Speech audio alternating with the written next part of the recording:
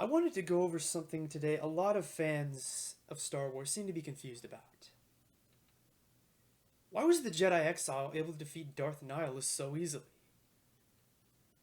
I've heard some Star Wars fans say they were disappointed that Nihilus was built up by Kreia to be this really powerful Dark Lord who could consume whole worlds. And when players defeat him in KOTOR 2, they're quite underwhelmed by his character. So I will go over the 3 reasons why I think the Exile was able to defeat Darth Nihilus. Number 1. Nihilus was already in a weakened state from his hunger. The last time he attacked a world, it was on the Meetra colony of KOTOR. He drained the entire planet of the Jedi and life that resided on the world, satisfying his hunger for a time. Nihilus came off of that high and now desperately needed to feed. In a nutshell, Darth Nihilus was a slave to his own hunger and power.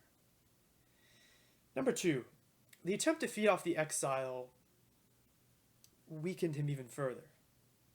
Like Darth Nihilus, the Exile was also a wound in the Force, but not exactly in the same way.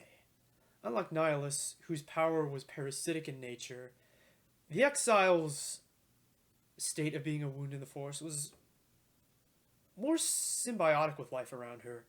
In other words, Surik was sort of the antithesis of Darth Nihilus. The Exile's status of the wound in the Force also protected her from Nihilus's Force drain ability. Not only that, but Nihilus feeding off of her was like a vampire attempting to feed off of a black hole. So the Lord of Hunger was weakened by his attempt to drain her. Number 3. Assuming this was the canonical choice that Visas Mar had lived, Visas also used her Force bond to her former master Nihilus and was able to stun him. The combination of all these factors allowed the Exile and her companions to be able to defeat the Dark Lord of Hunger and stop his rampage against all life.